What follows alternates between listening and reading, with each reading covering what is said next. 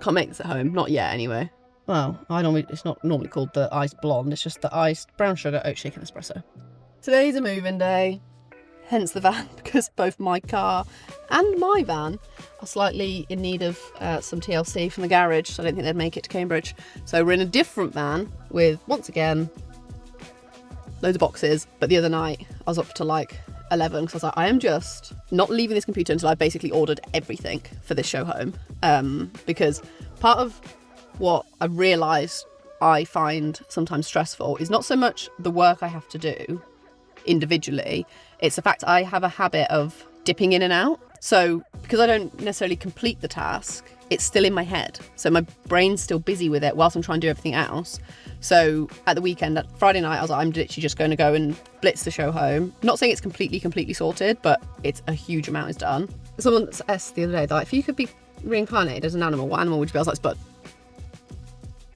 And anyone that says otherwise is stupid. This creature has the best life of any human or animal on Earth. Yeah, it's not just like the big stuff, it's all the little stuff. And this time, came semi-prepared with weapons. I couldn't find a standing knife, so I just brought kitchen knives and a pair of scissors. They said they're going to do the contract and we don't have it. And he said, yeah, I did tell the solicitor, like, at least get the contract, because get the contract over and say we're just awaiting. You still amended it. Yeah, but you can get the first bit over and say, okay, we don't have a contract plan, but but for now, ignore that and just, can we agree some of it? Yeah. That was Mike. Mike works, I shouldn't do that with a knife on my neck. Mike works for me with Casty Homes as my sort of development manager. Probably way too overqualified for the job. Like he's worked at all your big house builders, ran huge projects of, hundreds of houses at a time. But when hiring him, that was almost intentional because with how busy I am with BuildUp, I need to be able to hand something over almost in its entirety to someone. Like I'd rather he be too capable than not capable enough. He runs a lot of the day-to-day of the site, basically. I mean, the council on this site is just like, you've never... Seriously, local council around here are a nightmare. They just don't care. And that's it's not very good, the government saying, well, we're going to build 1.5 million more houses. But how is that possibly going to happen? A, we haven't got the bricklayers, we haven't got the plasterers, we haven't got the tradespeople. It's loaded rubbish. Yeah. And the thing is, like, the only things they think about is basically supporting your big house builders. But what they don't realise is your big house builder will stop and start work to control price and supply. Yeah. And they can do that. Yeah. And they supply most of the houses in the UK. They've all got land banks of hundreds of thousands of units. Yeah. A lot of people don't realise David Wilson's, Barrett's, Red, they're all the same company. They're all the same. Yeah. But it's like Connells, isn't it? You have like 3 house builders basically in the UK nowadays. That was our agent for the site. They are here today to take some pictures of the other plot. So we can do like a coming soon advert on Rightmove for the Christmas period because like I think Boxing Day is always like the most clicks on Rightmove or whatever. Yeah, so he's been in the industry for a very, very long time now. And obviously, yeah, he knows that, or you've only got a few big house builders anyway, but the reality is, it's not even like, it's like worse of a monopoly than you actually think when you realise that like a couple of the brands are owned basically by the same brand. Oh God, there's got a bit of weight to it. The whole system's rigged. Is it malicious or is it just sheer incompetence? I went to the House of Commons once talking about like SME house builders and there was this MP in there, picture your classic MP. So we're all house builders, SME house builders in this room. This bloke is not a house builder. And he goes, do you know what's needed to fix the housing crisis? I went, go on. Planning reform, more train, better finance? No. He said, self-builds. I went, you are? He said, every person in the UK should be able to build their own house. And if we do that, that will fix the housing crisis. And I went, right. So all the people who are busy with their lives now need to find the time to source land, get planning, or with what money, because everything's really expensive, you're just going to throw some money at planning. Probably will get refused anyway. And then they have to build it when you're making regulations more and more complicated all the time. And you think every Tom, Dick and Harry, first of all, wants to do that. They don't. But secondly, you think that's a good idea? And he said, yeah. So if you wanted to fix it, how would you go about it? Genuinely not just saying this because I'm an SME developer, but it would be supporting SME developers because But planning reform is obviously a big one. But if you do that without also supporting SMEs, you're not really solving the problem. Because like I say, your big PLCs will land bank. They have hundreds of thousands. Like I remember being at dinner with, it was like a load of people, and one of the guys was like MD of Taylor or whatever for one of the regions. He was like, yeah, we've got like 109 at the minute in the land bank. And I thought it meant houses. It meant houses for that region. Like they could deliver, but they don't, because they will literally stop and start sites to maintain supply and demand. Like my brothers are bricklaying contractors, and they've gone into sites some days and they're like, no, we're not working today. We're not building houses right now. And it's like, oh, cool. So even if you do planning reform, without attacking the like monopoly issue, you've not solved the problem, because they'll still land bank as much as they want. Whereas an SME developer, we can't really afford to do that in the same way. Well, we can't. So you just have to build, whether the market's perfect or not. You just got to get going. So by supporting SMEs, you actually are going to have more of an impact on the supply chain. Also, it's like a better choice, puts more pressure on the big house builders to be more competitive or build better quality or something if there's more competitors in the market. So yeah, planning reform / support SMEs. A faux olive tree. You got to rub on everything. It's a skill, isn't it? Making a house a home. It's all about the feel. What a day. I mean, weirdly, I do kind of enjoy it. I think I said this before, it's kind of nice, like, that you see stuff happen in a day, whereas normally nothing I do seems to, on a day-to-day basis, make it sound really dark, any difference. It's just words on screen, whereas there's something quite, satisfying about building stuff. All in the wrong book there, Sid. Big day out. We've been refused at the door. Because we're late. Classic. We're late. It's my birthday. I'm 28 today. And we were meant to go and feed some big cats this morning, but in classic fashion, we rocked up late. We weren't let in. So now we're going for breakfast, but we're in the middle of Telford, which is, once again, a lovely part of the world. The first word I've seen is premium and cozy. Sounds perfect. Lovely heaty blankie. She's bought this for Spud. Right? No. This is not for me. You said you liked my heaty blanket. It was lovely. And yes, but also love the heaty blanket. Lovely heated blanket. The question is, how do you do the headband? So do you go full David Beckham, like this? Or, like this? We're back at the Who's-It. £1 to go? I ain't paying a quid. Anyone got a quid? Right. I'm not bad in a dinghy, you know. Oh yeah. Lift her up. Send her away. He's a big bastard, he is. He's got eyebrows like me. Look. This is terrible.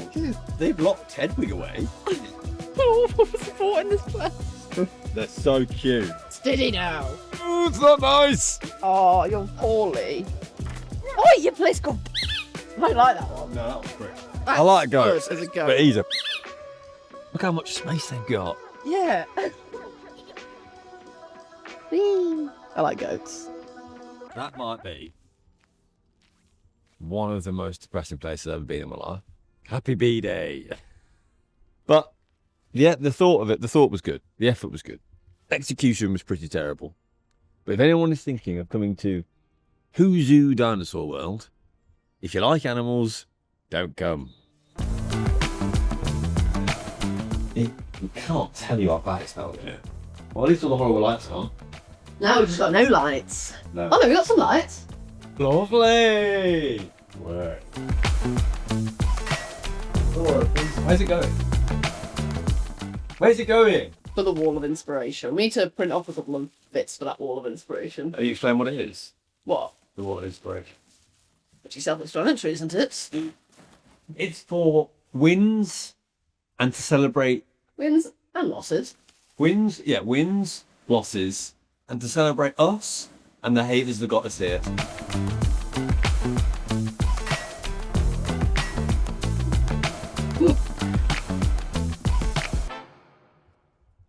Morning.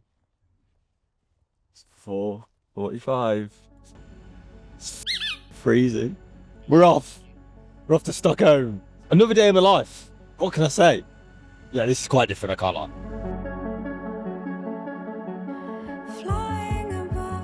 It's 9:20. Too early for you? Definitely too early for me. And we're going to watch George's High Rocks, which starts at 10. Ready. We are ready. Me? What do you mean? I can do this, no problem.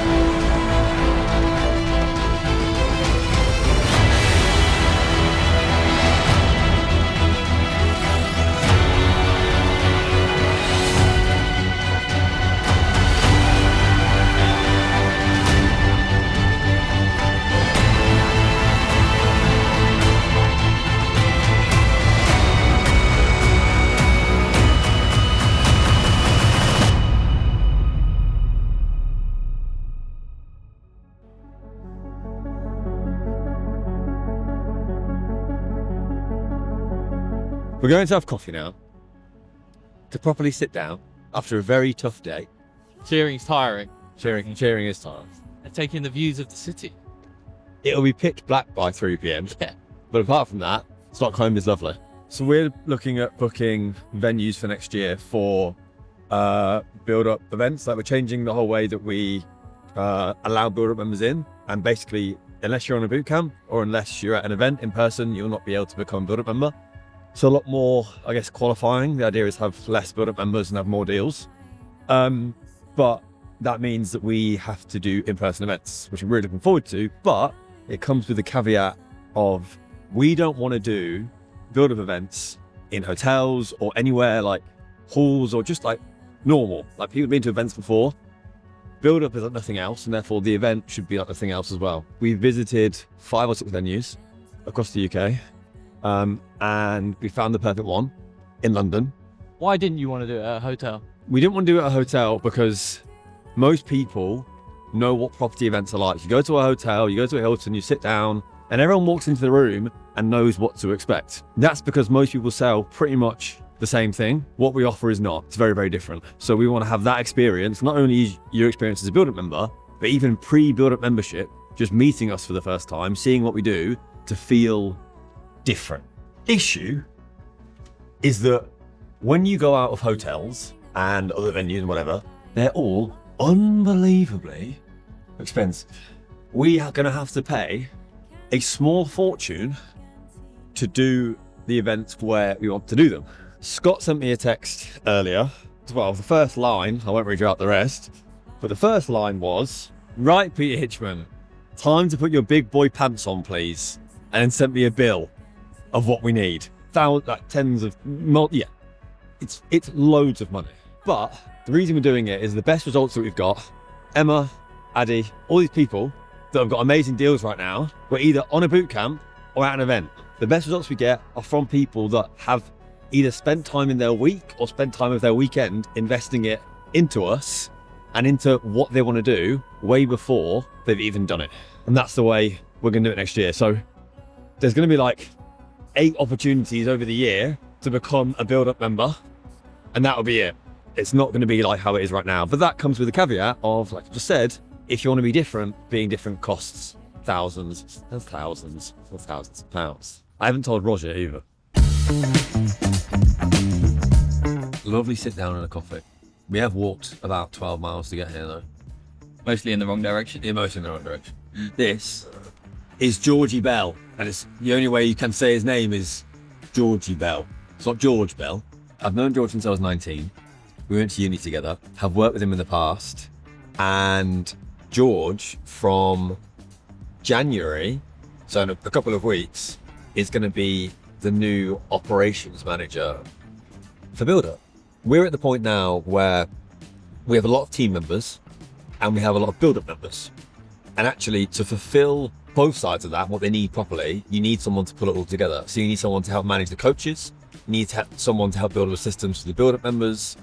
you just need general help to make it actually work.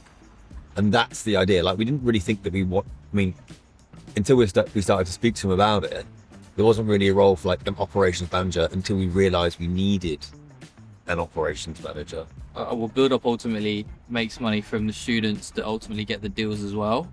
And that's a big part of what drew me to it, because it's not just sell a coaching package and then forget about the student, which I've seen, I've worked in online businesses before and I've seen that happen.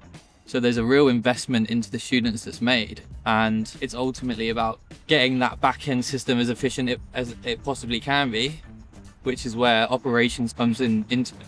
I worked in operations in big corporate for a couple of years before I transitioned into online businesses, working with Pete a few years ago. Who'd you work for? No, so I started my career at Morgan Stanley and then I transitioned over to Goldman Sachs. Worked there for about 6 months, and then Peter approached me and said, I think you'd be great at this. Do deals. Do deals. That's it. Do deals faster, do more deals, make more money, have more fun. Roz and I both are not operationally driven. We have always lived and died by the fact that you can just make more money. It's literally what we've always thought about. But that's not the bit that we worry about. It's actually making it, the amount of businesses like this that are like a flash in the pan, there for a year, gone the next, is terrible. And that's mostly comes down to ops and delivery. So the less impact we have on how this works, the better it will be, because we don't know what we're doing. He was telling me the other day with like, I know what a KPI is. I didn't know what a KRI was. Do you know what a KRI was? A key risk indicator. So if we're looking at someone, if you look at them doing well, also what risks are they posing? The team has grown since I've been in Stockholm the past day. Yeah, I think by the end of Jan, we might be pushing up 40 or something, and that will be 7 months. No, 8 months. Very much looking forward to it. Yeah. Sign the contract. Yeah. We need to build up coats, hold up.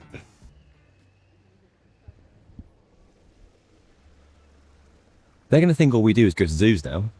It's not good, is it? We're having a great day in Sweden. We fly home this evening. A lot of work is coming. Big January. Big January. Big March. March will really kick off.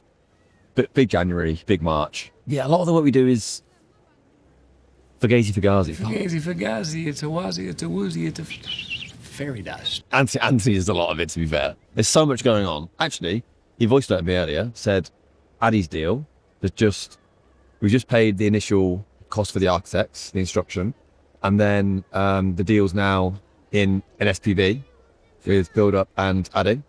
That's our second one in like 2 weeks. While we're in Stockholm looking at seals.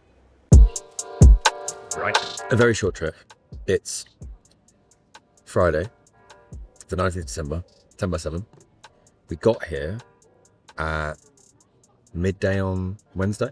It's come to my attention that a lot of the content more recently has been me and Rosie, or just me in this case, going on trips, doing fun things, doing whatever. And I've realised that anyone who's watching may think I don't actually do anything, and it's actually Rosie that will do the work, and I'm just a guy who happens to be on the vlog. Because everyone's like, what does he do? How does that work? How is that 50-50? Well, it is. I'll make it very simple. There are 2 businesses that we run. We run BuildUp and we run BuildUp partnerships. BuildUp is where we train people to be developers. We give them access to the whole team, community, training, education, support, everything. So BuildUp membership, you're in here. You're in the Coke Camp, right? I run the Coke Camp. The Coke Camp is mine, my responsibility. Rosie, in that, does the training and does weekly calls and coaching and is involved with helping people. But running an education business with 30 people in it, you spend an enormous amount of money on ads. It's an enormous operation. I run that business. And the reason that business is there is as a funnel into the Fanta, which is the development business, the partnership, where we do the actual deals, all right? And Rosie and Anthony run this business. I'm not a developer. I don't have oversight over that. I invest into deals, etc., but I'm not a developer. That's Rosie. This business wouldn't exist without the BuildUp business, because that is the funnel of the people for the deals. And we couldn't have a good funnel of, getting deals to do developments without the back end of it, which is this business. So the reason it works very well is because this is the bit that I'm good at, and this is the bit that Rosie's good at. Rosie does deals. I will build, run, manage, scale, ultimately education businesses. Ours is more than an education business now, but that's ultimately what I do. So a lot of the stuff we would never put on camera because it's literally me sat at a desk, writing emails, jumping on meetings, speaking with teams, being a manager. And yeah, my job is to make Rosie's life as easy as possible. Some of it's fun. The events are really, really fun. The boot camps, for example, that a lot of you may have been on, that's all me. That was always been my thing, my idea. I run them, all the ads, the copy, we film, etc. Like a lot, really. People think I just doss around with Rosie, and I don't. We do a lot of that though. That is important. You need. Life's all about balance.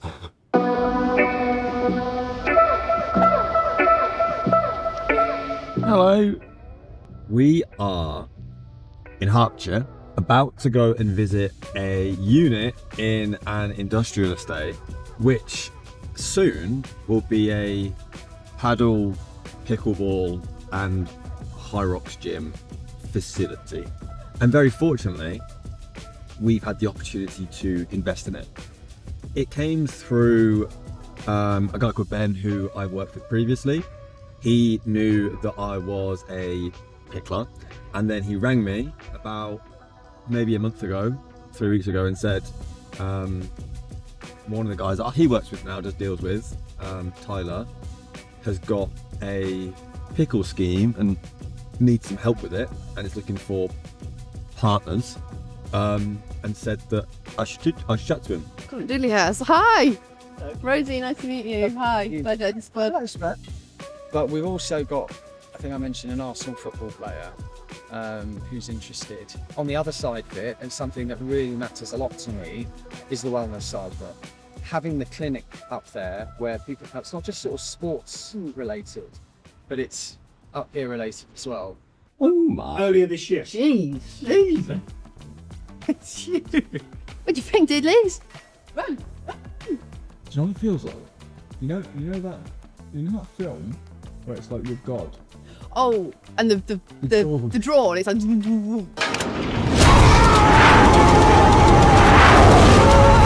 Per the plan, there will be a reception area here. We're still trying to figure out what to do with that first bit that we entered into. We've then got 4 doubles paddle courts. So at the moment, the plan is 4 double paddle courts, 2 single paddle courts, 2 pickle courts, table tennis, reception, hangout. It's massive. It's wicked. He described it as a TARDIS, and it literally is like a TARDIS. We are thinking that this is going to turn into changing rooms. Have you run the refurb costs for everything? So we've got the build costs for the mezzanine and the partitioning. The fact that it's just so different to anything else. The high rocks gym was a sick idea. Yeah. I've seen all those freaks last week. Honestly, they're all mad for it. It's a big market. Massive market. They're all weirdos. He'll be doing it, but 12 months time he'll be doing it. I hate wall balls. I've seen it used in sort of arena spaces and conference hall spaces, but say if we designed all of this as open plan, depending on how you want to use it, but create a track system. For the partitions? Yeah, so you can move from end. So like you could take out, so you could say the maximum number of splits is 5 or whatever. Yeah. But if you wanted to combine 2 for when it's mat Pilates, you pull the track around, opens it up. Yeah, that's you good. push whatever off to the side, and you put your mats out. I have wanted, to be, it was a pickle facility, it was what I always wanted. But now I like paddle more. So the idea of having a pickle and paddle facility is just a big fat win-win. Once everyone plays, you love it, and everyone loves paddle. And everyone will love pickle. Yeah, the numbers that have been, I haven't looked through the numbers yet, but the numbers that you discussed and that were discussed today are very sort of conservative, not allowing for any of like the sponsorship deals or other that you can charge, and it is profitable from year 2. Good profitable. Really importantly, it's a dream for Pete. Yeah, it is. I've always wanted to do it. In the meeting, we're discussing obviously what is the investment for what, like ownership return, but like what's the input need from us because we've got a lot on. But they were sort of assuming they've made assumptions assuming a silent investment, but would like our involvement, which is good because obviously, yeah, can't afford for like another job. This was from Sweden. And I like to buy Rosie gifts wherever I go somewhere. Ooh. There you go. It's a Viking I love it. from Sweden. I love it. Hideous, isn't it? Perfect. I literally said to B, you got to bring me something back. Saying goodbye to 2025. It's been a wonderful year. Been a build-up year. Have a wonderful Christmas. Have a wonderful New Year. And remember that in 2026, anybody can be a developer. You can do whatever you want. You're one decision away from changing your entire life. More importantly, don't forget we're doing another boot camp on the 19th of January. And you can click the link around the video in the description to go on the waitlist. It's going to be a bit bonkers. So finally, up the build-up and up the Rosie Cassidy.